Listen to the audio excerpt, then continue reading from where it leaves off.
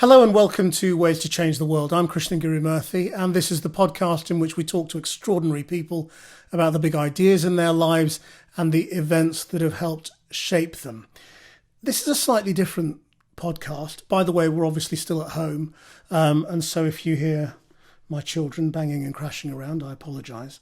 But yeah, we're sort of rushing this episode out as an extra because of the extraordinary times that we are in. Some of our most powerful editions in this series have been about race and racism and diversity. And my guest this week is a brilliant commentator and satirist on that topic. His alter ego is Dr. Boulay Whitelaw in Think Like a White Man. But his real name is Nels Abbey. Welcome. Thanks for coming. Thank you for having me, Krishnan. Or thanks for being at home, in fact. Look, it's such a weird time, isn't it? And everybody is very emotional and angry. And I just wondered how you're feeling today. Because at time of recording, it's Monday afternoon. It's the day after the statue has been tipped into the harbour in Bristol. Politicians are reacting. The backlash is in full swing. The words of the moment now are thuggery and criminals and justice rather than racism, slavery, colonialism. So yeah, how are you? In general, since the murder of George Floyd, the lynching of George Floyd, it has been very, very easy to actually just be normal and happy and just think of things, and it triggers some degree of mood swings. But seeing what happened yesterday with Colston's statue and seeing the absolute muscular response has reassured me in humanity, and it's been a very diverse response to it. I think that's a beautiful thing. Why did you enjoy it so much? I think that it's the poetic justice nature of it. Number one, when you really think of who Edward Colston was and what he actually did, and the type of crimes he got away with, and the money he extracted out of other people's misery, people who he stamped with the RAC, with the Royal Africa Company's actual logo on their chest for the rest of their lives. Some people, 20,000 of the people who he captured and enslaved also actually were thrown into the water because they didn't make it. So to see his statue, his monument, a monument to him, a proud white supremacist being rolled into the water, and hopefully it will remain forever and a day, it was a beautiful thing. It's poetic justice to some degree. Because there are so many others as well, and so many cities are going through this now. I mean, Glasgow has seen a campaign of sort of trying to get street names renamed, and all sorts of, places in the city. The same as Colston in Bristol. Liverpool's got the same problem. Any city with a huge colonial past that was involved in shipping and the slave trade. And I think they're going to have to go through it. It's something that we're going to have to reckon with. It is an affront. It would be an affront to any group of people who have faced very, very systematic, dehumanizing behavior at the hands of a historical person. That person has to be toppled. That cannot stand. It's an affront to modern Britain. It's an affront to people who went through it, particularly black people in this regard, black people from the Caribbean who lost everything, who lost their identity, their religion, their culture, everything. And till this very day, to a large degree, we're all still trying. I'm of Shakiri Nigerian descent, but a lot of people you meet from the Caribbean are trying to find things. I have many, many friends who are from the Caribbean who I'm often finding nowadays that when they get married or so, they're naming their children African names because it's a return to their identity, trying to reconnect with things. So I think it would be an affront, an absolute insult, and a slap and a spit in the face for these monuments to their own debasement to stand. It wouldn't stand if, for example, Saddam Hussein is toppled in Baghdad, his statue is torn down immediately. Nobody. It's not a hard sell to say an Adolf Hitler statue should stand in the United Kingdom or somewhere else. But again, too, the key issue that I take away from it is that racism or fascism, whatever the old saying goes, it doesn't prevail. For when it does, it's not called that. But now it's prevailed, and now we are having to call it what it is and actually tear down these monuments, these situations, and do it quickly. So what do you make of the political response and, the way people who are fundamentally sympathetic to what happened are also having to condemn it and say, but this was criminality, it was criminal damage, it shouldn't have been dragged down like this, you can't have mob rule? I think, sadly, the reality of the matter is that in terms of politics, their actions often don't really marry up to their words. So they say we can't have mob rule, but when we, as a state, as a society, as Britain, as a nation, when we are not happy with something, we organize mob rule, go into different countries around the world and tear things down if need to be or so. That could be done for a range of different reasons and a range of different pretexts. When it's done, it's done.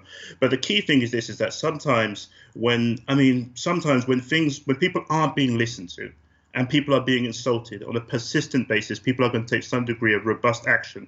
What happened here was actually symbolic. Nobody was harmed. It was just the tearing down of a statue. And the people of Bristol, as I understand it, including the mayor, Marvin, who points out they tried multiple things to get rid of it. It wasn't got rid of, and eventually the people took direct action. And in many other parts of the world, with many other different people, it would actually be something that would be seen as being celebrated by our establishments. And I think behind closed doors, so just to be honest with you, I think that behind closed doors, a lot of politicians who are condemning it behind closed doors, they understand they're being performative. They're playing to the gallery, but really and truly, they know this shouldn't be standing here. Nobody would accept it if it was any other form of people. And I'd like to think a lot of them are fundamentally decent. Some of them are not, but I don't think that anybody can actually really justify that they should stand.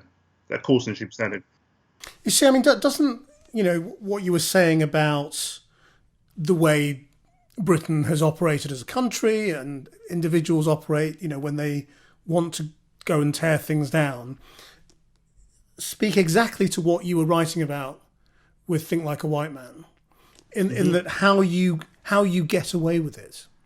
So how have white societies got away with tearing things down and breaking the law that black people should learn from?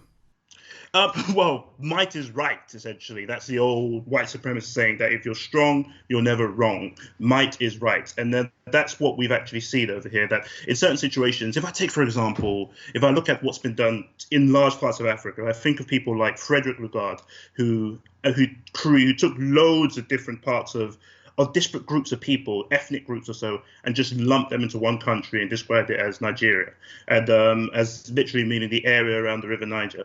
Until this very day, a lot of those people don't really relate to each other. It's not really a nation that's going to work. But because they had it inflicted upon them as a people that the thinking of a Frederick Lagarde, of a British state, for example, is better for them than their own thinking for themselves, they get away with it or so. So in a couple of years ago, when Nigeria clocked in 2014, when Nigeria became 100 years old as a society, as a amalgamated nation, Nigeria actually honored Frederick Lagarde, who was the colonial master and actually committed atrocities over there too. Because again, it becomes a point, I think, for black people to some degree, or for Africans, or as black people who to describe ourselves, we had to accept a degree of subjugation within the society in order to get on, in order to be seen as good people or viable people to emerge or to actually do well in this society. Because that's the dominance of white supremacy in our world today, that if you are not somebody who really who is looked upon with some degree of favor or so within the eyes of largely white society, and that could be within this nation or internationally, or an international leader, whoever it might be, you will struggle in ways that you probably would not really, you probably really not want to go there otherwise, I would say. So how did this book come about? I mean, right at the beginning about the authors, it says Nels Abbey is a British-Nigerian Itzakiri writer and media executive based in London. This is his first book. So I started my career in the City of London. So I was working for a large professional services organisation. And my very first day of work, and I came from a working class background. So my mother was a cleaner at a company I went on to become an executive in. And so that was my life, essentially. I came from a very, very deeply working class background. And so my siblings and I were the first people to break into the professional world. And if you don't really know anybody or have anybody who's in that world to really explain it to you how it's going to work or so, you'll be a bit of an alien for a long time. It'll take a bit of time for you to catch up with it. So for me, on my first day of work, I went into the office and I knew that I had to get there as early as possible. I knew that I just had to make sure that I gave a good impression of myself. So I was meant to start at 10 o'clock, but I got there around 9 o'clock, ultra early. And the receptionist asked me to take a seat. And me in my own mind, where I thought that it would give a better impression if I was seen to be standing when my new boss arrives to meet me, I just said, I'll stand if that's okay. And then two gentlemen just walked by me at that very moment, and they started patting themselves down. And then all of a sudden, one of them pulled out his identity card and showed it to me, as did the other guy. And then the lady behind them came out, showed me her identity card. From there, it snowballed. The entire company showed me their ID cards when they were walking to the office because they thought I was a security guard. And it wasn't until when I got to where I would be working that I realized that I get it, because there were no black people there whatsoever. And I am not Little Richard singing wap babadoo bapa wap baboo in a segregated bar in Louisiana in the 50s or so. This was London in 2004, 2005. And persistently, as I was going through my career, I was consistently seeing different things where there was huge disparities in the treatment that I would receive, but also to what was expected of me and what was expected of me to respond to things and how I could respond to things when they happened too. So I was noticing all these things. Some of them would be funny, and I was always somebody who could actually write pretty damn good humor and make jokes out of things. That's always been my way of dealing with trauma sometimes, to run to humor. And I just thought to myself, I should really just put this to paper. So did it come as a surprise? I mean, how were you brought up to think of yourself in British society? I had a very, very interesting upbringing. So I was born into foster care. So my first 10 years of my life, I spent my first 10 years of my life in foster care. So my foster mum, who was the first mum I ever had, was a German Jewish lady. My foster dad was a Scottishman, and they were an elderly couple, and they were lovely to me. They showed me nothing but absolute love and really made me understand myself. So I grew up in a place called Benson, which most people have never heard of. Then from there we moved to a place, my siblings and my foster parents moved to a place called Rugby. From there we moved to Derby. And this was a very unique situation because in each of those places I had the classic countryside British black boy school pictures, which was white crowd with just one white black dot in the background, so that's you. And then I viewed myself as I don't think growing up I viewed myself as British. I viewed myself quintessentially English. I was lucky to have a very good education in the countryside, and I viewed myself, I knew nothing about being a black person or anything else. My brain was a blank canvas.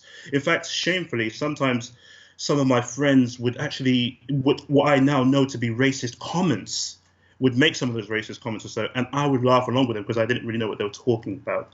Or some of them would actually it was just stupid stuff at the time. I was about 7 or 8 years old. But one thing that consistently kept happening to me when I hit around that 7 or 8 year old mark, I kept getting suspended from school for fighting with other kids. And then my foster mum would always say to me things to me like, oh, well, it takes two to tango. And that's where I picked up metaphors from her very, very carefully as a very young child. But it was another situation in which she had to sit me down one day and give me what would now be described as the talk about you're somewhat different to everybody else over here, and that's going to lead to you getting into trouble, and you have to behave a little bit better than everybody else.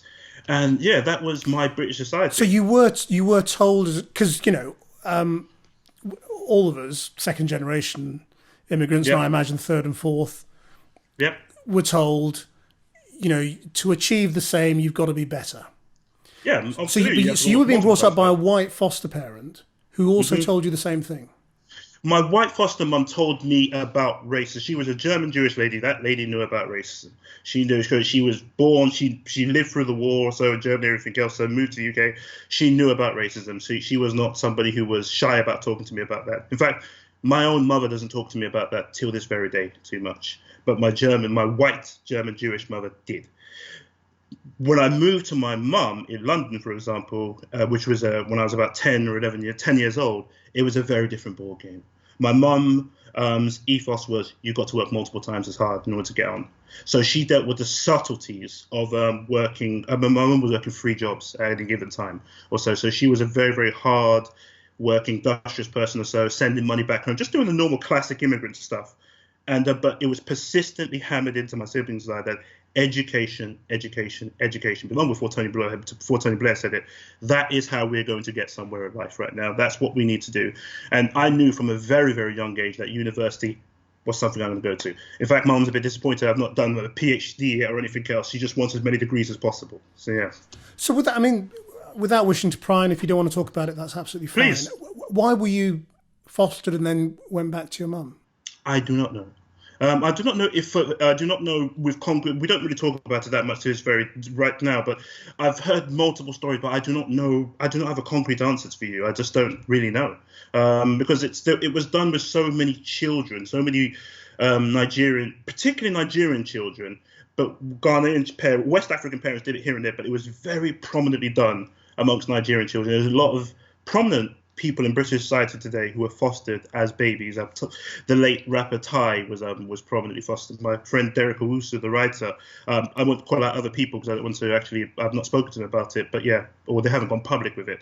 So, as a man with African family, what is your sort of intellectual relationship with African Caribbean culture, with the whole history of the modern history of civil rights in America, and sort of where we are right now? Is there a sort of a degree of separation between British Africans and British African Caribbeans? I don't think it is where it used to be. In the 80s, for example, when I left foster care and came to London, this was a very time where Jamaican culture, and as it still is, Jamaicans are very, very proud and brilliant people. There's only 2 million of them on the island, as I understand today, and their influence is vast. And in the 80s, Jamaicans in particular were the dominant black culture. And if you were not Jamaican, you might as well have been a leper back in those days. So, as somebody who has quickly learned, as growing up in the countryside, growing up in foster care, one thing you quickly learn to do is always to adapt and adjust to the environment that you're in. So I became a Jamaican overnight or so, where I just started saying that, well, my name was Nels Abbey. It was pretty damn simple already, so I didn't have a very, very vastly Nigerian-sounding surname. And I just started claiming to be a Jamaican. So I became a Jafaican for a long time or so. And then me and my friends, it's one of the reasons why I got sent to Nigeria. It's kind of funny because me and my friends we're all doing the exact same thing. We all claimed to be Jamaican or Bajan or something else. So it turned out that all of us were just Nigerians and Ghanaians, but we just wound ourselves up with an image of how Jamaicans behaved or so, and it led to us misbehaving. But the only real Jamaican that was really amongst us so actually did quite well for himself. But was that because really, really good secondary? Was that because Jamaican was cool and you wanted to be cool, or because you were, more embarrassed about being African? I think a bit of both, because when you were young, this was feed the world, let them know it's Christmas time or so. It was not nice. I was about 10 years old before I realized that there was actually, again, growing up in foster care, classic British child or English child, so seeing how Africa's portrayed on TV, you are led to believe that Africa didn't even have things like electricity or it was all mud huts or anything else. So it wasn't until a BP advert, so it's a classic BP advert, they just said it is the 1990s, and the kid just switches on the light when the candle burns out. I was just fascinated as a child that, oh my God, they have electricity. Prior to that, my only image I'd seen of it was flies on the face, they're starving, big bellies, tiny arms, and so on and so forth.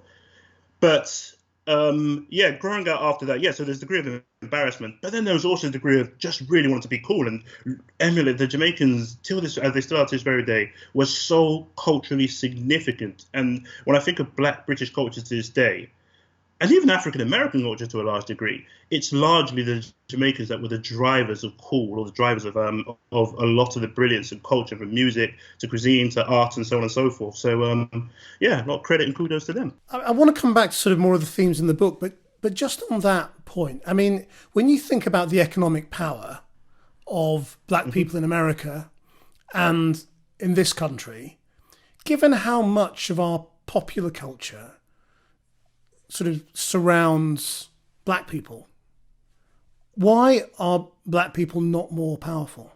It's a good question. It's a very, very good question. I think if I just take a step back for a split second, whenever people speak to me about American exceptionalism, I often say to them that it's that I don't really believe in the concept of American exceptionalism. I believe in African American exceptionalism. Because when I think of everything, that majority of things, other than landing a man on the moon, pretty much everything that America has achieved, taking African Americans away, Britain has achieved, or many different European societies, or some other different great European societies have achieved too. But when you actually throw African Americans into the mix, America becomes this really dominant popular culture society, rap music, basketball. We just saw the Last Dance of Michael Jordan, everything else, and so on and so forth. So they really bring something to it. I think that's where the exceptionalism is really, that's what pushes America over the edge of many, many a European society. and of course the economic engine for America, which was slavery, which is the foundation of it, and was the foundation of British society too. So in terms of why African Americans not more powerful, I think they, of all black people on earth or so, they are probably the most powerful and the most influential.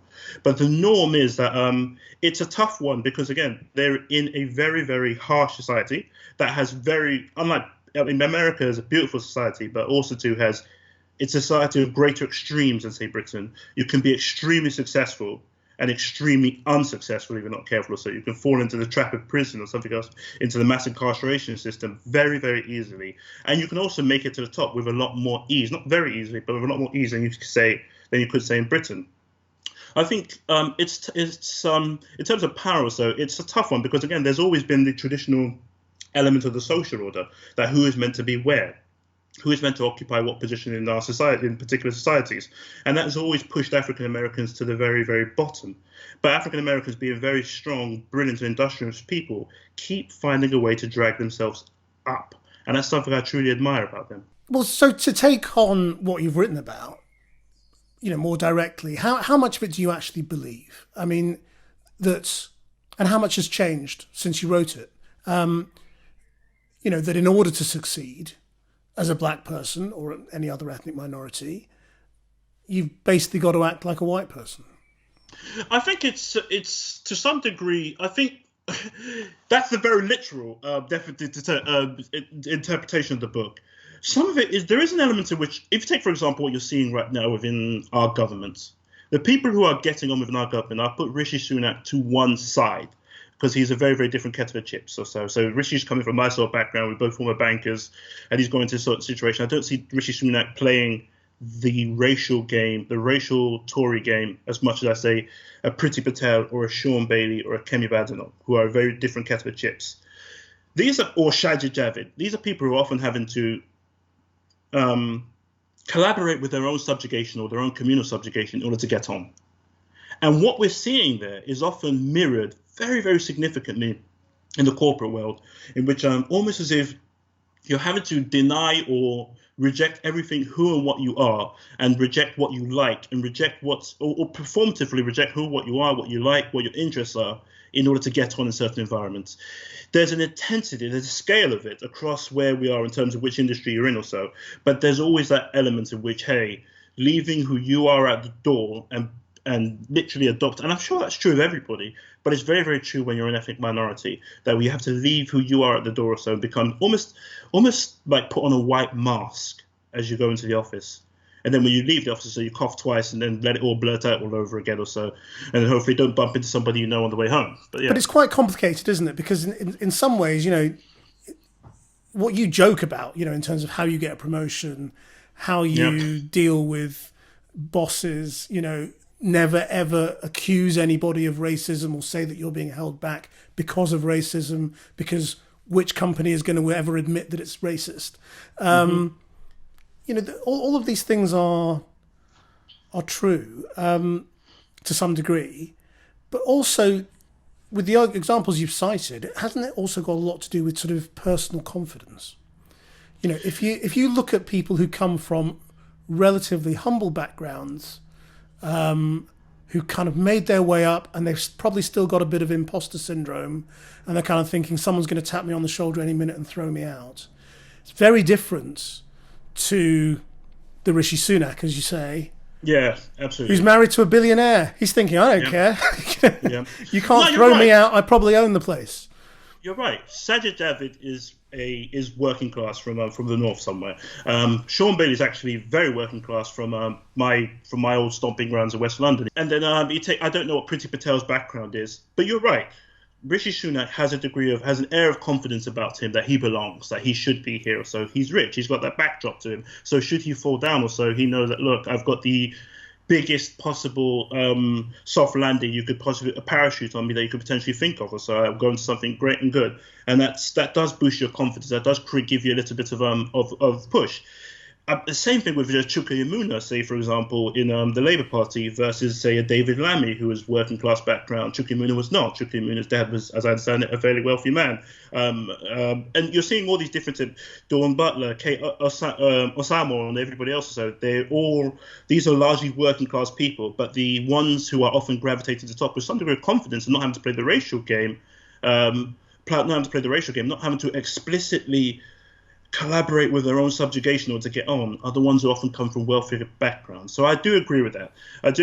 But it's sometimes it's heartbreaking and shameful to see when you see somebody who's come from the type of working class ethnic minority background who's trying to work their way up and having to literally just almost alienate themselves from everybody in order to get to where they're going to. But it happens so significantly on such a level across the board, across careers or so, that often what we're finding is that black people, when they get, particularly in Britain, it's probably worse in Britain than it is in, say, America. Barack Obama, in my experience, in my very confident assessment, probably would have made it to middle management in Britain. I'm not confident he would be leading a council. I'm not confident he would be leading a council. Brilliant man, also, absolutely brilliant man. But in Britain also, a guy of some degree of integrity who's not playing the race game. Yes, he comes from a fairly well-to-do. He was okay economically, as I understand it. Went to a very good private school, amongst other things. But as far as Britain, in terms of what he stood for and how he conducts himself and that sort of stuff, or so, it wouldn't have played out for him in the same way. Even Colin Powell himself even says so too, that he was a general when he went to the United States of America. If his parents hopped on a plane, his Jamaican parents hopped on a plane, came to Britain or so, where would he have been? So what you're saying is Britain is more racist than America, even though Britain thinks of itself as, much more tolerant and much more meritocratic in all sorts of ways.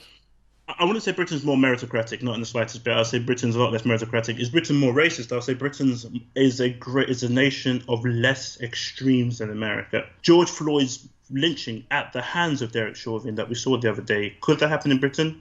Certainly. There's no doubt about it or so. Because it's happened. We've seen these sorts of things where black people have been killed by the police. Would it happen in which a policeman is kneeling on his neck a British policeman is kneeling on somebody's neck for 9 minutes in Britain?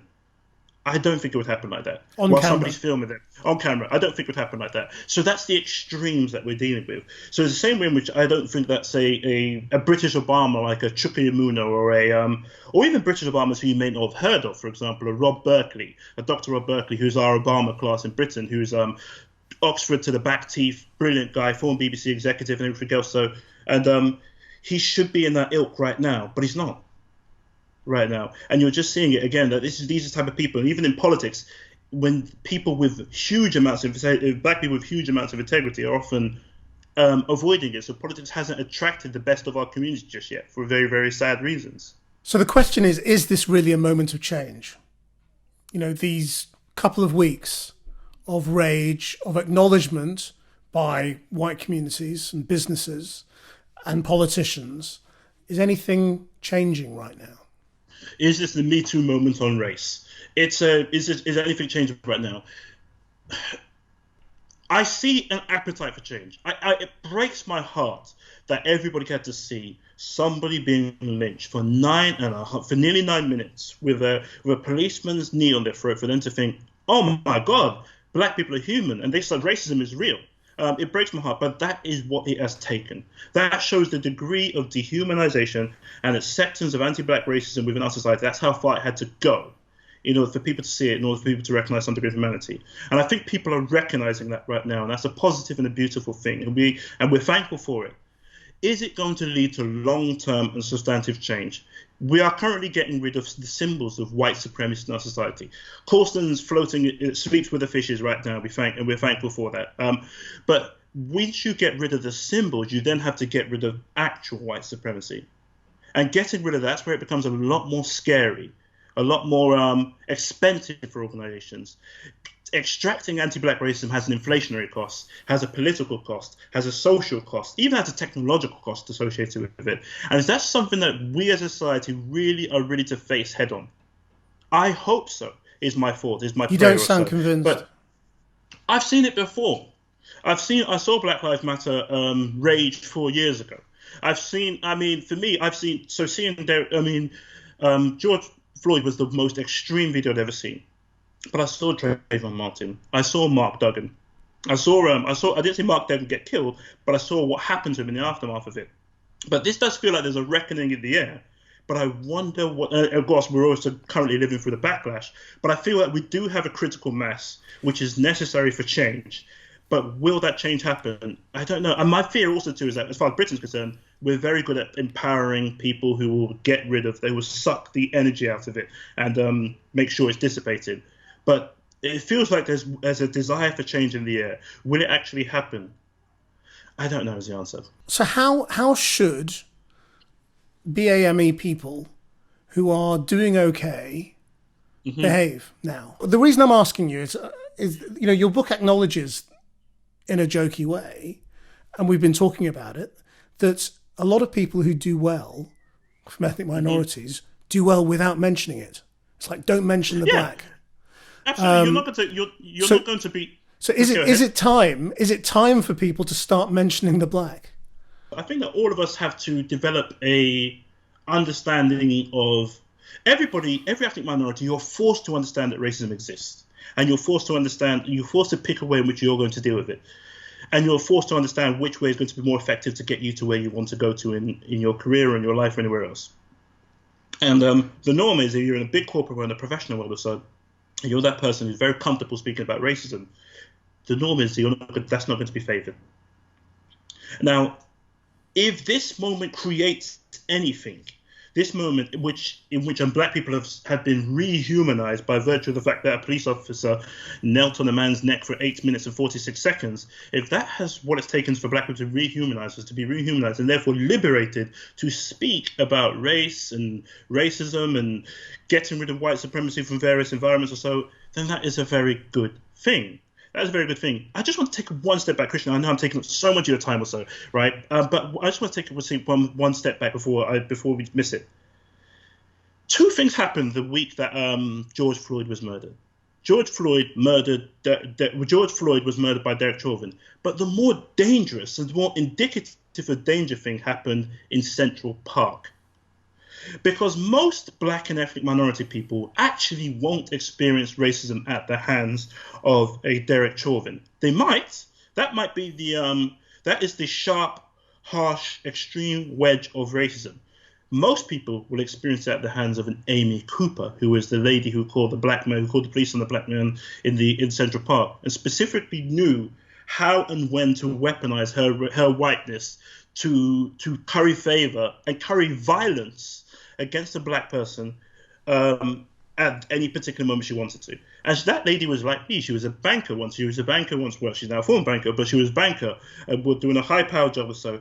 But she has significantly more power than Derek Chauvin's knee. In fact, Amy Cooper's pen fuels Derek Chauvin's knee, his badge, his gun, everything, because that is the power base. That is the professional, liberal, regardless of which way they might want to vote or so. But those are the professional classes who control our society, who create financial products, who can create predatory funds or loans or so that will go after certain ethnic minorities and find that that ethnic minority is paying significantly more for a mortgage or something else like that, than to the point where they have to take a second job. And then when they take a second job, you can't look after your children. When you can't look after your children spill into the streets. Eventually, so your children spill into the streets, they get arrested. The house is then put up on bail or so. So the exact thing that you were trying to actually save or so, you've lost it by virtue of the fact that there was a seed of racism being grown within the financial sector that no one really knew about. That's the really terrifying thing, isn't it? That if that man had not asked her politely to put her dog on a lead, we'd have never known about her. Yeah, of course. So is she exceptional? Is she different? Is she unusual, a bad apple? Or is she the norm? She is actually fairly normal a person who did an extreme abnormal thing. She took her racism to an extreme degree. But the norm is that racism is fairly normalized in our society. That to the average person, when they're driving by and they see a police officer stopping and searching somebody, it's normal. To the average person, to the average HR person or so, who knows that Samira Ahmed is being paid significantly less than, say, Jeremy Vine, that is perfectly normal to them. They see it was no problem whatsoever up until a Samira Ahmed or somebody else Samira Ahmed, I beg your pardon, or somebody else who's strong enough to stand up and say, no, not only is this not normal, it's unacceptable and it's disgraceful. I'm not going to take it. So so is she normal? So have I worked with Amy Cooper before? I have no doubt I've worked with gazillions of them or so. You can't really know people's hearts, but you can know their outcomes. So when you go into a corporate or a media organization or any professional situation, and you look around, you walk outside, you think to yourself, you can't sneeze outside here without giving a black or a brown person a cold, but when you walk inside this room or so, I'm the only person here, that's indicative of racism. That's indicative that somebody within this organization who has power, or some set of people within this organization who has power, so is doing something, or is actively or passively doing something that is creating worse and harsher outcomes for ethnic minority people. We've hinted at sort of how optimistic or otherwise you feel earlier, but I just wonder whether we should just address it sort of more head on. I mean, over the last sort of couple of years, you know, a lot of people have felt this moment coming, and that if anything, it would get worse. It would get worse before it got better. And today, we've still got a lot of opportunistic people talking about race riots and race wars that could erupt as a result of this. Do you still think it might get worse before it gets better, or have we hit rock bottom? I honestly don't. If I told you that, I thought that we reached one particular point. There's the American side of things, which is in flames essentially right now. Donald Trump, you've got a president who is actively inflaming his own population into rioting. Then you've got a president there who's saying that when the looting starts, the shooting starts or so, actively quoting a racist, which didn't actually make people cower or stay at home. It emboldened them. It made them a little bit stronger to go out. In London, we have a very risky situation where Saturday we could see something very, very terrible potentially in central London or so, because Tommy Robinson and the EDL or so want to go and take on Black Lives Matter, which Black Lives Matter, I can tell you, or brothers and sisters and the white people and everybody else who's inside there, they're no slouches. They will not take fascism lying down. They will stand up to it. That could be something very, very bad. So by the looks of things, at least in the short term, things could get worse. But I do feel that in the long term, at least in the medium term or so, that this is serving a purpose. It's serving a purpose in which we have to purge these things out. We have to make it clear this is not a way in which our society could continue in perpetuity, that no set of people should live under the knee of anybody, figuratively or literally, in the long term or even the short term. There had to be a response, and that response seems to be coming now. We always end this podcast with if you could change the world in any way, how would you change it? Kind of seems obvious. But if you could just do something now, what do you think would be the thing that would lead to the world you want? I would create a United States of Africa. I would get rid of all the European imposed or anybody else who imposed the borders or so, and create a singular Africa from the Cape right the way to Cairo, in which everybody can move seamlessly or so. We create some degree of almost like a South Beach in Miami in Somalia and the Libyan coast or so. We create a Los Angeles in Lagos. We create a London in Lesotho, and we just find a way in which African people can actually really take things on, take their continent back, and really empower themselves. That there's no point in actually in Benin Republic and Nigeria having a massive policed border alongside the two of them or so. And it's just get rid of all these things and make sure people, the best of minds, can work with the best of minds, no matter where they may be. And I'll top it off with a cherry of resurrecting Tupac Shakur and making the presidents of all of the above. Nels Abbey, thank you very much indeed for sharing your ways to change the world. I hope you enjoyed that, listening or watching. And if you did, then please do give us a rating and a review. All of these interviews are viewable on the Channel 4 News YouTube channel. Our producers are Rachel Evans and Hila May. Until next time, bye-bye.